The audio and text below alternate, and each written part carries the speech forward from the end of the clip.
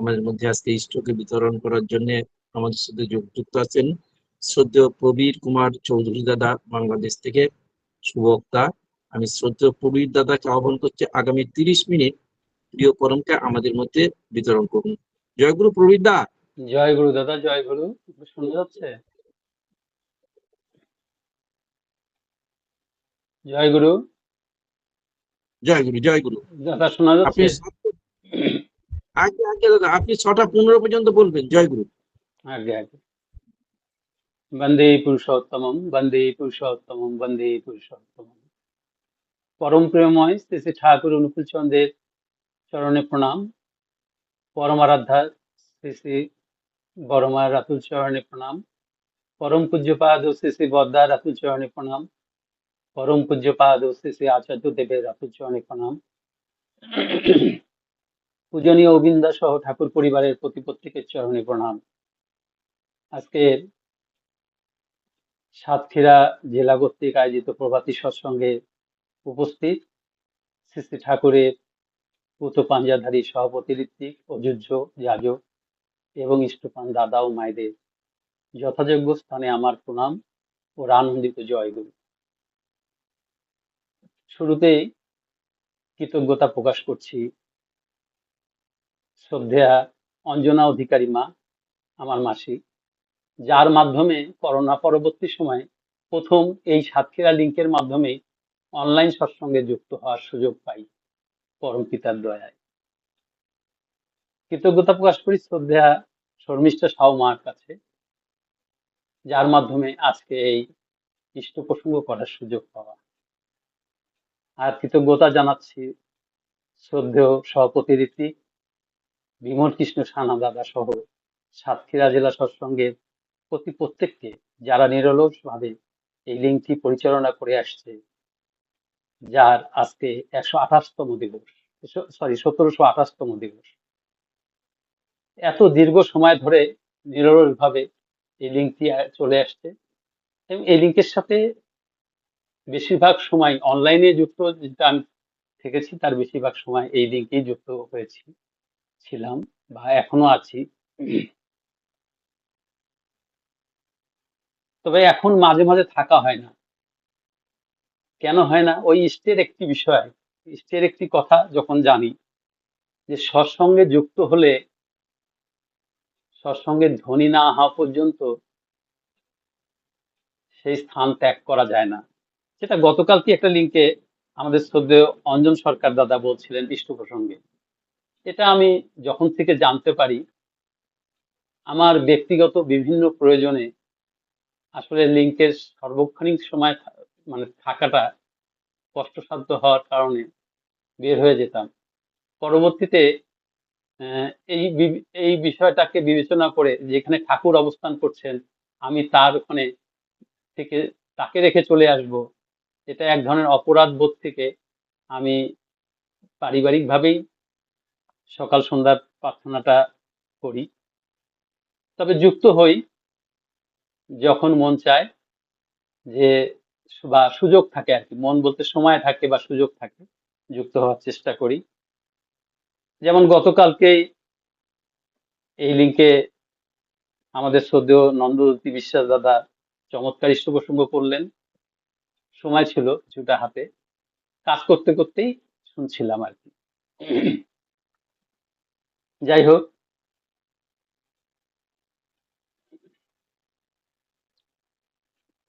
ব্রত ও নিয়ম, আমরা তো বিভিন্ন সময় জানি, বিশেষ করে মায়েরা আমাদের, এই বৈশাখ মাস চলে গেল সদ্য, বৈশাখ মাসে মঙ্গল চণ্ডী মঙ্গলবারে, শনিবারে বারের উপোস, বৃহস্পতিবারে লক্ষ্মী পূজা, সোমবারে শিবের পূজা, হ্যাঁ, বাবা লোকনাথের উপবাস, এরকম বিভিন্ন ব্রত আমাদের সনাতনীদের মধ্যে বহুদিন থেকেই প্রচলিত। এবং এমনকি আমাদের সৎসঙ্গীদের মধ্যেও এই ব্রতগুলো করার বিষয় বেশ আগ্রহ লক্ষ্য করা যায়। তা ব্রত শব্দটি আসলে সংস্কৃত ব্রি ধাতু থেকে এসেছে, যার অর্থ বরণ করা বা বেছে নেওয়া। অর্থাৎ নিজের ইচ্ছায় যে পবিত্র নিয়ম মানুষ বরণ করে নেয় তাই ব্রত। শ্রী শ্রী ঠাকুর কি বললেন? ব্রত নিয়মে একটি বাণী দিলেন, ব্রত নিয়মকে ত্যাগ করিও না, বরং কেন করে, কেমন করিয়া করে, ইহা করায় কি আসিতে পারে, ভালো করিয়া বুঝিয়া যাহা তোমার ধর্ম অর্থাৎ জীবন যশ ও বৃদ্ধিকে উন্নত করিয়া তোলে তাহাই করো, অনুষ্ঠান করো, উপভোগ করিবে। কত সুন্দর কথা। কিন্তু আমাদের বেশিরভাগই দাদা মায়েরা আমরা ব্রত করে থাকি বা বিভিন্ন পূজা পার্বণ করে থাকি, আমার ব্যক্তিগত অভিমত, আমরা না বুঝেই করে ফেলি। তা আমরা সৎসঙ্গী যারা বা আজকে এখানে লিঙ্কে যারা যুক্ত আছেন, তারা অনেক জ্ঞানী গুণী লোকজন এখানে যুক্ত আছেন। কারণ আমি আহ, সৎসঙ্গের এই অনলাইন সৎসঙ্গের মাধ্যমে বিভিন্ন সময়ে যাজিত হই। আর আমার একটা লিঙ্কে বড় দায়িত্ব এই ইষ্ট প্রসঙ্গ রেকর্ডিং করা। এই সুবাদে বিভিন্ন দাদাদের, মায়েদের অনেক মানে কি বলবো উচ্চ স্তরের ইষ্ট প্রসঙ্গ শুনে নিজে ইষ্ট প্রসঙ্গ করাটাকে একটু ওই মানে আমার প্রথম গানের কথাটা মনে পড়তেছে যে, ও দয়াল কণ্ঠ কেন সকল সময় তোমার কথা কয় না। হ্যাঁ, তা মাসির চমৎকার গানটি যখন গাচ্ছিলেন তখন মনে পড়ছিল যে আমারও ঠিক একই বিষয় হয়ে দাঁড়িয়েছিল, যে আসলে ইষ্ট প্রসঙ্গ করার জন্য আমাকে বিভিন্ন সময় বিভিন্ন জন বিভিন্ন লিঙ্কে বলেছে, আমি বিষয়গুলোকে এড়িয়ে গিয়েছি। একটাই কারণ, যে আসলে সকলের দ্বারা তো সকল কাজ হয় না। এটা ঠাকুরই বলেছেন যে যে যে কাজে পারদর্শী তাকে সে কাজে লাগিয়ে দাও। যাই হোক, আমি কোনো ভালো বক্তাও নই বা ইষ্ট প্রসঙ্গ করার মতো কতটুকু যোগ্যতা আছে এটা আপনারাই ভালো বুঝতে পারবেন। আমি চেষ্টা করে যাচ্ছি, আপনারা ধৈর্য ধরে আমার অগোছালো কথাগুলো শুনে যাবেন। তো ব্রত বিষয়ে ঠাকুরের যে বাণীটি আমরা নারীর নীতির জানলাম বা জানি, আমরা আগে থেকেই জানি, পড়ে আসছি, তাহলে আমরা ব্রত করব নিয়ম জেনে শুনে, যেটা আমার জীবন যশ বৃদ্ধিকে মানে আমার ধর্মকে রক্ষা করবে, ঠাকুর বলেছেন সেটাই করতে হবে। তো আমরা মহাভারতে কর্ণের চরিত্রটি সবাই জানি। তিনি যদিও কৌরবদের পক্ষে যুদ্ধ করেছে, কিন্তু তার দৃষ্টি থেকে বা আমরা যদি নিরপেক্ষ বিশ্লেষণে যাই, তাহলে তার যুদ্ধটাও ধর্মযুদ্ধই ছিল। তার জীবনী, তার সারা জীবনের কাজ যদি বিশ্লেষণ করি, কিন্তু সে প্রকৃত ধর্মের বিপক্ষেই ছিলেন। যাই হোক, সেটা বিষয় না। সেটা হচ্ছে যে কর্ণ আহ, দানবীর ছিলেন, প্রতিদিন তিনি দান করতেন, এটা আমরা সকলেই জানি। তো একদিন সকালে কর্ণ স্নান করতে যাবেন, মাথায় তেল দিচ্ছে, এ সময় ভগবান শ্রীকৃষ্ণ তার দৌড়ে এসে উপস্থিত হলেন। কর্ণ তাকে সশ্রদ্ধভাবে প্রণাম নিবেদন করলেন। ভগবান শ্রীকৃষ্ণ কর্ণকে বললেন, কর্ণ, তুমি তো অনেককে অনেক কিছু দান করে থাকো, আজকে তোমার পাশে রাখা ওই ঘড়া মানে কলস বলি আমরা স্থানীয় ভাষায়, ওই ঘড়ার মধ্যে যে সোনা বা বিভিন্ন উম, মোহর এবং মণিমাণিক্য আছে, এটা আমাকে দান করবে। আমি দান করবে কি চাচ্ছে আর কি ভগবান শ্রীকৃষ্ণ। কর্ণ বললেন, প্রভু অবশ্যই করব, তবে সমস্যা হচ্ছে আমি স্থানে যাওয়ার উদ্দেশ্যে ডান হাত দিয়ে মাথায় তেল দিচ্ছিলাম, তাই তেল হাতে আপনাকে কিভাবে এটা দান করি, আপনি যদি দয়া করে অনুমতি দেন, আমি বাঁ হাতে আপনাকে এটা দান করতে চাই। ভগবান শ্রীকৃষ্ণ বললেন, দান বাঁ হাতে করবে, এটা কি কোনোভাবে করা উচিত বা সম্ভব? তখন কর্ণ বলেন যে, ভগবান, আমি যদি এখন আপনাকে এই দানের জন্য হাত মুখ ধুয়ে পরিষ্কার হয়ে আসার জন্য গিয়ে এসে যাই, মানুষের জীবনের তো মৃত্যুর কোনো সময়, নির্দিষ্ট সময় নেই। হয়তো দান করতে আসার আগেই আমার মৃত্যু হলো, তাহলে আমি এই দান করা থেকে বঞ্চিত হলাম। আবার অপরদিকে লক্ষ্মী বড় চঞ্চলা, হয়তো ঘোড়া থেকে এই মোহর, হীরা মাণিক্য এগুলো খালি হয়ে গেল। যাই হোক, ভগবান শ্রীকৃষ্ণ কর্ণের কথায় সন্তুষ্ট হয়ে বললেন যে, ঠিক আছে, তুমি বাঁ হাতেই আমাকে দান করো, আমি গ্রহণ করব। কর্ণ শ্রীকৃষ্ণকে দান করলেন। শ্রীকৃষ্ণ তুষ্ট হয়ে কর্ণকে বললেন, কর্ণ, আমি তোমার উপর অতি তুষ্ট হয়েছি, তুমি আমার কাছে একটি বর চেয়ে নিতে পারো, আমি তোমাকে একটি বর দেব। কর্ণ শ্রীকৃষ্ণের কাছে করজোড়ে বললেন যে, বরই যদি দিতে হয়, তাহলে আমার এ জীবনই যেন শেষ জীবন হয়, মৃত্যুর পরে যেন আমি স্বর্গপ্রাপ্তি লাভ করি, আমাকে এই বর দিন। শ্রীকৃষ্ণ তথাস্তু বলে চলে গেলেন। কর্ণের মৃত্যু আমরা সকলেই জানি, অর্জুনের তীরে কুরুক্ষেত্রের যুদ্ধে হয়েছে। তো মৃত্যুর পরে তার আত্মাকে নেওয়ার জন্য যমদূত এসেছেন, তার আত্মাকে নিয়ে যাচ্ছে। শ্রীকৃষ্ণ দেখে তা পথরোধ করলেন। পথরোধ করে যমরাজকে বললেন যে, যমরাজ বললেন, প্রভু পথরোধ করলেন কেন? বলে যে, এই আত্মা ধর্মের বিপক্ষে যুদ্ধ করলেও এই আত্মাকে আমি বর দিয়েছি কর্ণকে, কর্ণের আত্মা স্বর্গে যাবে। তথাস্তু বলে যমরাজ কর্ণকে নিয়ে স্বর্গরাজ্যে গমন করলেন। স্বর্গরাজ্যে গিয়ে কর্ণ দেখতে পেলেন যে সেখানে তার চারিদিকে প্রচুর হিরে মহরত, সোনা দানা গহনা স্তূপকার হয়ে আছে। মানে মণিমাণিক্য সবকিছু আছে, কিন্তু তিনি কোথাও অন্ন খুঁজে পেলেন না। কর্ণ যমরাজকে নিবেদন করলেন যে, যমরাজ, এখানে এত হিরে মণিমাণিক্য এত কিছু আছে, কিন্তু অন্ন নেই, আমি খাবো কি, আহার গ্রহণ করবো কি?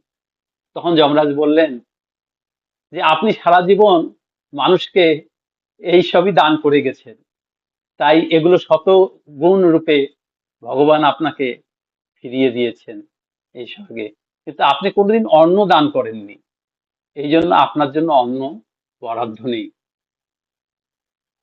কর্ণ দেখলেন এটা তো ঠিক, তাহলে উপায়? তখন কর্ণ যমরাজকে বললেন যে, আপনি আমাকে আর একবার অল্প দিনের জন্য হলেও মর্ত্যলোকে পাঠানোর ব্যবস্থা করুন। তখন দেবতাদের মধ্যে আলোচনা হয়ে কর্ণকে প্রেরণের ব্যবস্থা করা হলো, এবং তখন থেকে এই সমস্যা সমাধানে পিতৃতর্পণ বছরের পিতৃপক্ষে দুর্গাপূজার আগে মহালয়ের দিন পর্যন্ত 15 দিন পিতৃতর্পণ, এই ব্রতের প্রচলন শুরু হলো। পরম প্রেমময় স্থিতি ঠাকুর এই পিতৃ তর্পণ বা পূর্বপুরুষদের তর্পণ সম্বন্ধে কি বললেন? বললেন, জীবিত অবস্থায় ইষ্টভীতির সাথে পিতৃভূজ্য মাতৃভূজ্য রাখবি, আর পিতামাতা স্বর্গবাসী হলে বা দেহত্যাগ করলেন, তাদের জন্য প্রতিদিন আমরা বিপ্র যারা, তারা ছোটবেলা থেকেই শিখে এসছি, আমি জানি না অন্যদের বিষয়টা আসলে, এই জন্য বলছি, ক্ষমা করবেন, যে আমরা খাবার আগে পঞ্চদেবতাকে নিবেদন করে তারপরে আহার গ্রহণ করতাম বা করি। তা ঠাকুরের এই কথাটি শুনে আমি যেদিন জানতে পাই, খুব পুলকিত হই যে আসলে খুব চমৎকার বিষয়, যে আসলে বছরের 15 দিনই কি শুধু আমার পূর্বপুরুষরা আমার সুপ্ত শরীরে আমার আহার নিবেদন গ্রহণ করবেন? আমি তো প্রতিদিন প্রতি 3 বেলা আহার গ্রহণ করছি, তাহলে এটা তো আমারও করণীয়। তাই করো হও পাও।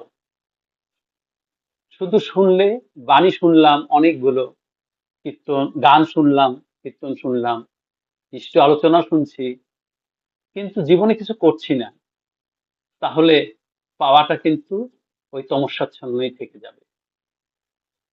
আর ঠাকুর এই ব্রতটাকে কত চমৎকার করে দিলেন, যে আমার প্রতিদিন আমি যখন আহার্য গ্রহণ করছি, প্রথম আমি আমার ঠাকুরকে নিবেদন করে ভোগের প্রসাদ হিসাবে নিচ্ছি, আর সেই প্রসাদ আমার পূর্বপুরুষ পিতৃদেব সহ সকল প্রাণীকুলের উদ্দেশ্যে নিবেদন করে তারপরে আমি তা গ্রহণ করছি। সময়ের আসলে স্বল্পতা আছে, কারণ আমার একটু দয়ার কথা বলার ইচ্ছা, যদি সুযোগ হয় বা আপনারা কিছু সময় দেন। তো এই ব্রতর ক্ষেত্রে বলতে গেলে ঠাকুর সবচেয়ে বড় মহান ব্রতটা আমাদেরকে দিয়ে গেলেন ইংরেজির 1937 সালের সেপ্টেম্বর মাসে, স্বস্তায়নী ব্রত। আমরা যারা স্বস্তায়নী ব্রত পালন করি বা করার চেষ্টা করছি, তারা এর মাহাত্ম্য খুব ভালোভাবেই জানি। আমি জানি না এই লিঙ্কে সকলেই স্বস্তায়নী কিনা, তবে যদি না থাকেন, আমার আহ্বান থাকবে একটু চর্চা করে জেনে স্বস্তায়নী ব্রত গ্রহণ করুন। জীবনের উন্নতি কেউ রুখতে পাবে না, এটা ঠাকুর একবার নয়, দুবার নয়, বারবার বলেছেন। আমি এ বিষয়ে বিশদ আলোচনায় যাব না, কারণ স্বস্তায়নী নিয়ে আলোচনা করতে গেলে এরকম 3 দিন 4 দিন ইষ্ট প্রসঙ্গ করলে হয়তো শেষ হবে কিনা আমার একটু সন্দেহ আছে। আমরা সকলেই জানি স্বস্তায়নী 5টি নীতি। এই 5টি নীতির মধ্যে একটা কমন ফ্যাক্টর আছে, এই বিষয়টুকু বলি। কমন ফ্যাক্টরটা হচ্ছে যে 5টি নীতি হচ্ছে ইষ্টকের দিক, ইষ্টকে নিয়ে, ইষ্টের স্বার্থ প্রতিষ্ঠার লক্ষ্যেই আমার সকল কাজ, আমার জীবন। আমরা যারা দীক্ষা গ্রহণ করেছি তখনও আমরা ঠাকুরের কাছে এই প্রতিজ্ঞাবদ্ধই হয়েছিলাম যে আজ থেকে তাকে প্রতিষ্ঠা করাই আমার জীবনের লক্ষ্য। সেটাকেই আমরা আরেকটু উন্নত স্তরে যাওয়ার জন্য ঠাকুর এই সত্যায়নী ব্রতের নীতিচারণ করলেন, যেটা সবার সেরা ব্রত। এর একটি বাণী ঠাকুর দিলেন যে যাজন যাজন ইষ্টভীতি সত্যায়নীর প্রথম ধাপ, ও না করলে সত্যায়নী হয় রে জানিস অপলাপ। তার মানে আমাদের যাজন যাজন ইষ্টভীতি করতে হবেই, কিন্তু পাশাপাশি সত্যায়নী ব্রতও করতে হবে, কিন্তু ওগুলো না করে শুধু সত্যায়নী করলেও সেটা অপলাপই হবে। কোনো কাজই আসলে ঠাকুরের সৎসঙ্গের টোটাল যে ঠাকুর সারা জীবনের সকল যে কাজগুলো দিয়ে গিয়েছেন, এগুলো প্রতিটি কাজই আমাদের একটা প্যাকেজ। এটা একটা করব, এটা করব না, এরকম বিষয় না। সকালে একদম প্রভাতে ঘুম থেকে ওঠা থেকে শুরু করে রাতে শোয়া পর্যন্ত, চলা বলায় করায়, সব কিছুতে, খাবায় খাওয়ায়, শৌচ কার্য পর্যন্ত, এমনকি রান্নাঘরে লবণটি কখন দিব এটিও আমার পরম প্রেমময় বলে গেছেন। শুধু আমরা কেউ মানি কেউ মানি না। এই মানা না মানার কারণে আমাদের জীবনে কিছু দুর্দশা নেমে আসে। আজকে এটাই বলার উদ্দেশ্য আমার, যে এই দুর্দশাগুলো যে নেমে আসে, এগুলো থেকে মুক্তি পাওয়ার জন্য ঠিক ভাবে যদি আমরা ঠাকুরের বলা নিয়মগুলো মেনে চলি, তাহলে আমরা প্রত্যেকেই আরো থেকে আরোতর হয়ে উঠতে পারি। ঠাকুরের এই সত্যায়নী মহান ব্রতে 5টি নিয়মের প্রতিটি নিখুঁতভাবে পালন করলে যে কি হতে পারে, এটা ঠাকুর নিজেই বলেছেন যে এটা কি হতে পারে, এটা কল্পনাও করা যায় না। সত্যায়নী আর একটি বিষয় হচ্ছে যে এটা শুধু ব্যক্তির জন্য না, সত্যায়নী কিন্তু 3 প্রকার: ব্যক্তিগত সত্যায়নী, পারিবারিক সত্যায়নী, আবার প্রাতিষ্ঠানিক সত্যায়নী। সত্যায়নীর অর্ঘ্য নিবেদনের একটা কথা বলেছে ঠাকুর পঞ্চম নীতিতে, মানে 5 নম্বর নীতিতে, যে নিজের সেবার আগেই রোজই শক্তি মতো যেমন পারিস ইষ্টার্ঘ্য ভক্তি ভরে সূচিতে নিবেদন করিস। এটাকে সত্যায়নীর বোটা বলা যেতে পারে। মানে আমের যেমন বোটা থাকে, আম ধরে থাকে, বোটা দিয়ে গাছের সাথে যুক্ত থাকে, এটা বোটা। এই অর্ঘ্যের 30 দিনে ইষ্টভীতির সাথে 3টি টাকা ইষ্টার্থে পাঠিয়ে দিয়ে বাকি টাকা ইষ্টকর্মের জন্য নিজের কাছে সংরক্ষণ করার কথা বলেছিলেন প্রথমে।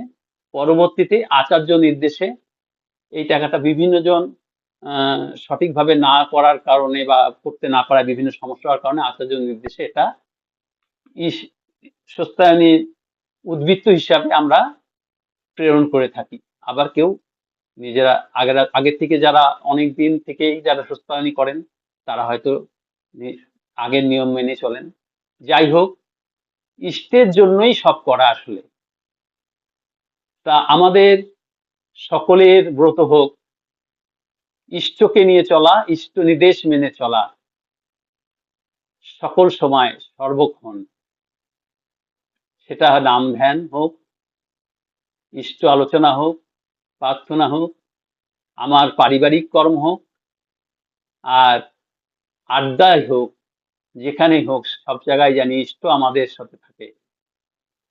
এই ব্রতটাই মহান ব্রত হিসাবে আমরা পালন করার চেষ্টা করব। আমার শর্মিষ্ঠ মা বলেছিলেন যে একটু দয়ার কথা বলেন।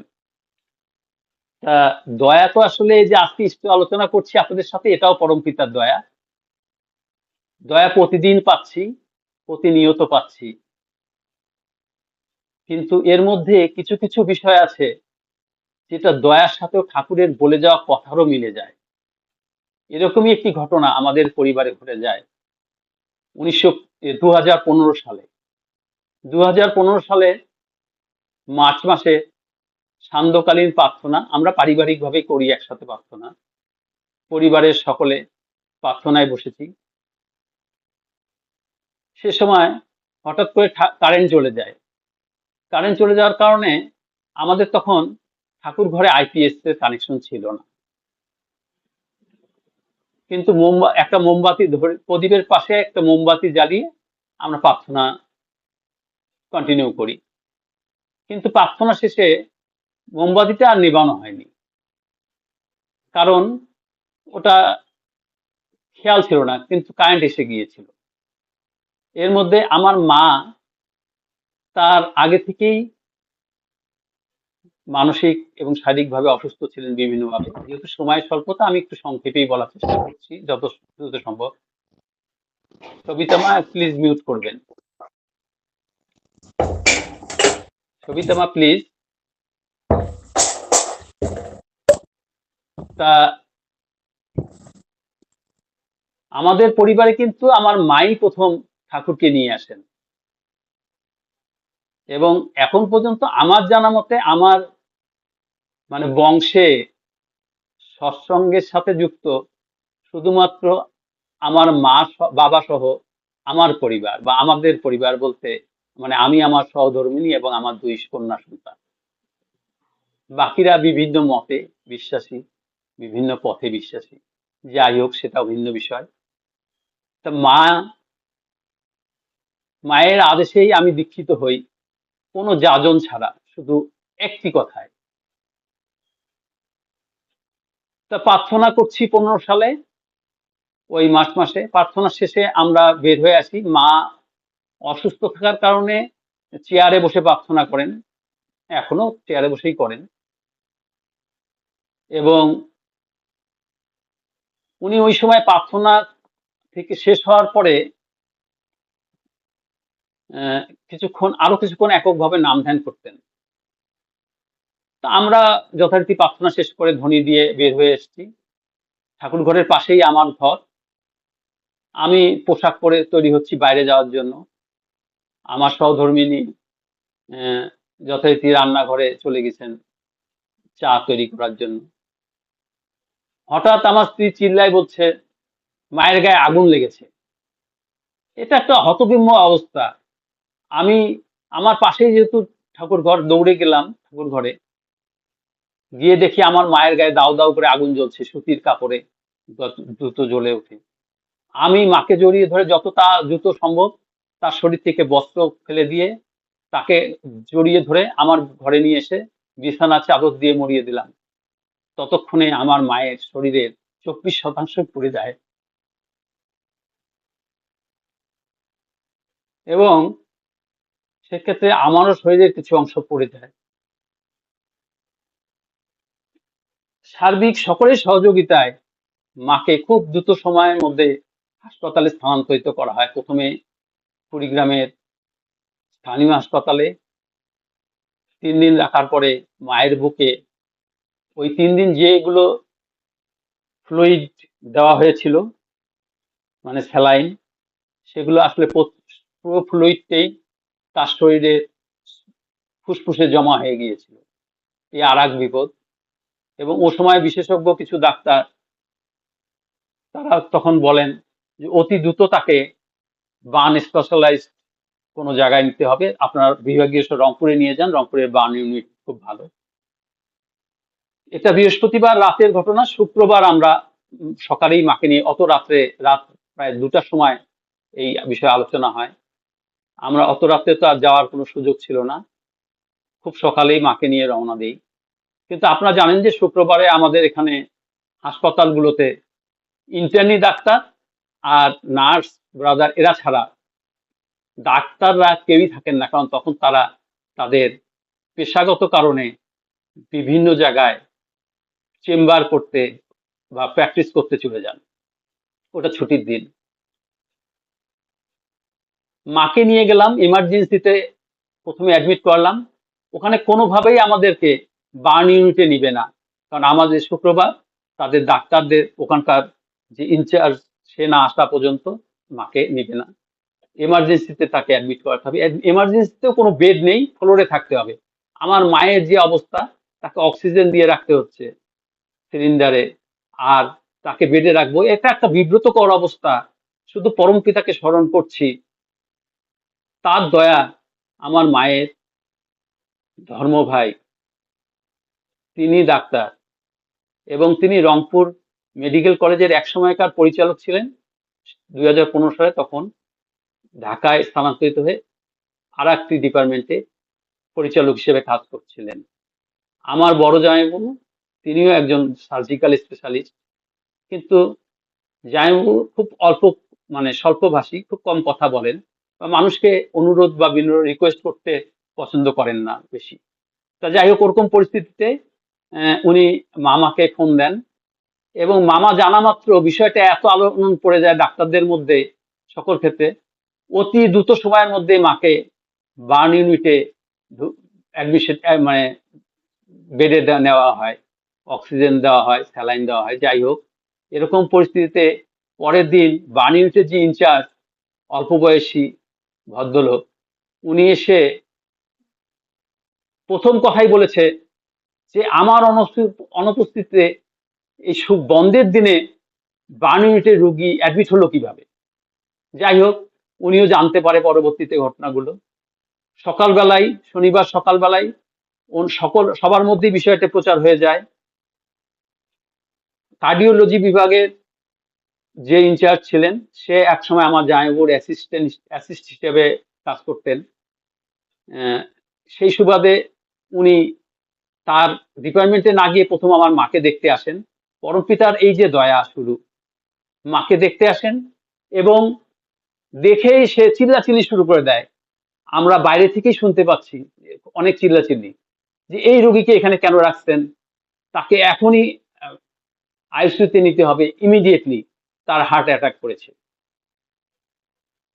হার্ট ফেল করেছে। আমরা ভীত সন্ত্রস্ত হয়ে যাই, কারণ রংপুরের মেডিকেলে যে আইসিইউ ডিপার্টমেন্ট, ওখানে 10টি সিট মাত্র, প্রতিটি সিটেই রুগী আছে। তার মানে কেউ সুস্থ হয়ে ফিরলে বা কেউ মারা গেলে তারপরে আমার মাকে নেওয়া সম্ভব। এই অবস্থায় আমাদেরকে 1 ঘন্টা মাত্র অপেক্ষা করতে হয় এবং প্রচুর মানে এর সিরিয়াল, বিভিন্ন মন্ত্রী মিনিস্টারের ফোন সুপারিশ আইসিইউতে ঢুকানোর জন্য।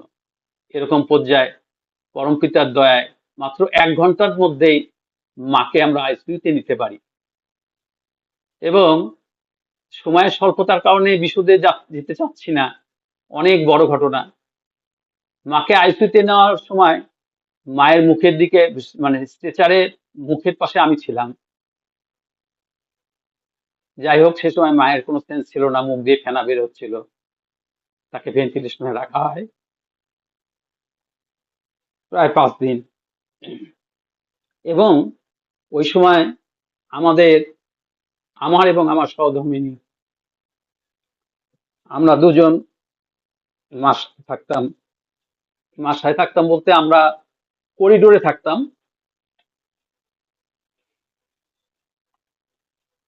কারণ আইসিইউতে ভিতরে প্রবেশ করা সবসময় ওইভাবে অনুমতি থাকে না। এবং আমার সময় পার হয়ে গেছে, আমি কি শেষ করব না আমাকে একটু কন্টিনিউ করার সুযোগ দিবেন? জয়গুরু। আর জয় 20 পর্যন্ত বলুন দাদা। জয় গুরু। আচ্ছা আচ্ছা, যাই হোক, ওই অবস্থায় 10 মিনিট, সরি 20 পর্যন্ত 3 মিনিট, ওই সময় আইসিইউতে যে 10 জন রুগী ছিলেন তার মধ্যে একমাত্র আমার মাই জীবিত বের হয়ে এসেছেন ওখান থেকে। বাকিদের খোঁজ আমি রেখেছিলাম। যাই হোক, আইসিইউ থেকে বের হওয়ার পরের দিনই বার্ন ইউনিট থেকে ডাক্তাররা বোর্ড করে বললেন যে এই রুগীকে রংপুরে রাখা যাবে না, আপনারা ঢাকায় শিফট করবেন। ঢাকায় রেফার করে দিল। তখন 15 সালের আপনারা আগুন সন্ত্রাসের ঘটনা জানেন। ঢাকা মেডিকেলে বার্ন ইউনিটে একই অবস্থা, বেড পাওয়া খুব মুশকিল। তখন আমার ছোট ভাই ঢাকায় অবস্থান করে। ওকে জানার মাত্র ও বলল যে চিন্তা করিস না, তুই রওনা দে, আমি এর মধ্যে ব্যবস্থা করছি। আমি শুধু ডাক্তারদেরকে বললাম যে আমাকে একটা ভালো অ্যাম্বুলেন্স ভাড়া করে মানে দেন, যেটাতে ঢাকা যাওয়া পর্যন্ত যেন অক্সিজেন কন্টিনিউ করে আমার মায়ের, এই সুযোগটা যেন থাকে।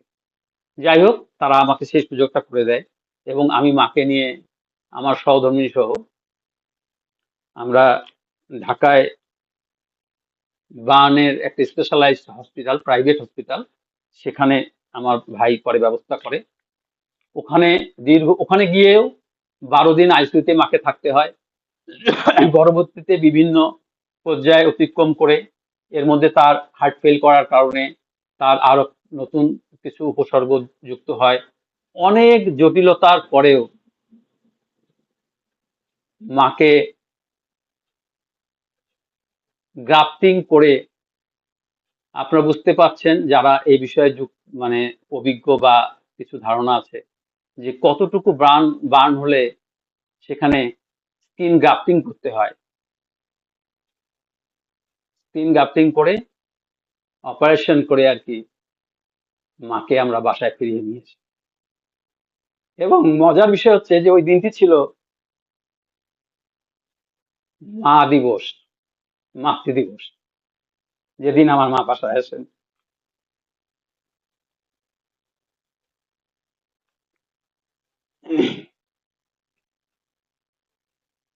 আমার মা এখনো আমাদের সাথে সশরীরে আছেন।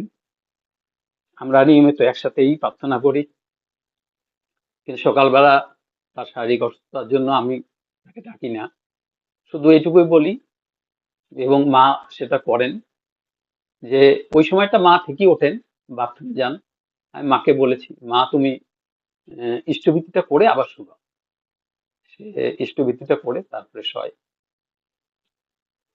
তার শারীরিক অক্ষমতার কারণেই আহ, তাকে পরমপিতা ক্ষমা করুক। এটা পরমপিতার দয়া, সর্বদা দয়া। আমরা এই সময়ের পিরিয়ডটা প্রায় 35-40 দিনের ঘটনা। আমি অনেক কিছু বাদ দিয়ে বললাম, শুধু এটুকু বলি যে এর মধ্যে প্রতিদিন আমি করিডোরে, ফ্লোরে, মানে হাসপাতালের ফ্লোরে রাত্রি যাপন করেছি দীর্ঘ সময়। 12 দিন স্নান করিনি। আমারও কিন্তু শরীরের অংশ, মানে দুটো হাত পুড়ে গিয়েছিল। পাশাপাশি মানে একটা জটিল অবস্থার মধ্যে দিয়ে যাচ্ছিলাম, কিন্তু আমরা ইষ্টভীতি এবং প্রার্থনাটা কোনো সময় বন্ধ করি। এটা মানে 2003 সালে আমরা দীক্ষা গ্রহণ করেছি। এই দীক্ষা গ্রহণের পর থেকে আজ অব্দি এটা থেকে বিরত থাকিনি। কারণ ঠাকুর বলেছে, যেথায় থাকি শোষণা বেহুশ, করতে সন্ধ্যা প্রার্থনা, অতি হবেই তাতে কর্ম নিপুণ, শক্তি পাবে বর্ধনা। রাস্তায় চলতে গিয়ে যদি বাসে থেকেছি, বাসে করি। যদি বাইকে থাকি, বাইক থামিয়ে সেই জায়গাটায় কোনো বিনীত প্রার্থনাটা শেষ করে আবার রওনা দিই। এটা ঠাকুরকে দেখে, ঠাকুরের কাছ থেকে যাজিত হয়ে করে এসেছি। তখন অনলাইনও ছিল না, এরকম এত যোগাযোগও ছিল না মানুষজনের সাথে। যাই হোক, আমার সময় মনে হয় শেষ হয়ে গেছে।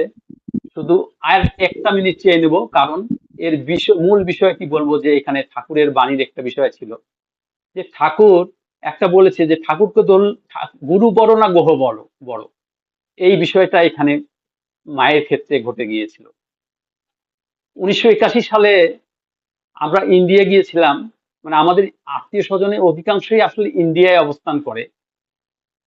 ওখানে আমার মেজো মামা মায়ের হাত দেখে খুব বিব্রত হয়ে যায় এবং বলে যে 60-এর পরবর্তী সময়ে, 60 বছর বা তার কাছাকাছি সময়ে মায়ের মৃত্যু যোগ আছে।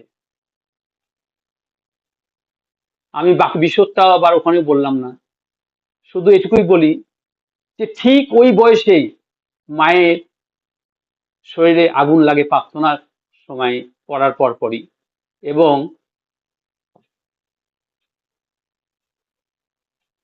পরম পিতাকে পাওয়ার কারণেই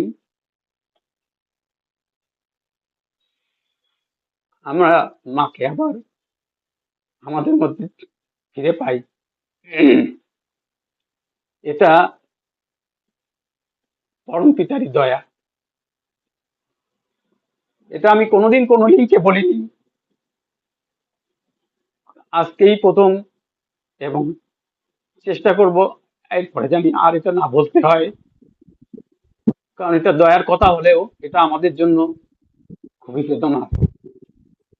পরম পিতা রাতুল চরণে প্রত্যেকের সার্বিক মঙ্গল প্রার্থনা করছি। জয় গুরু।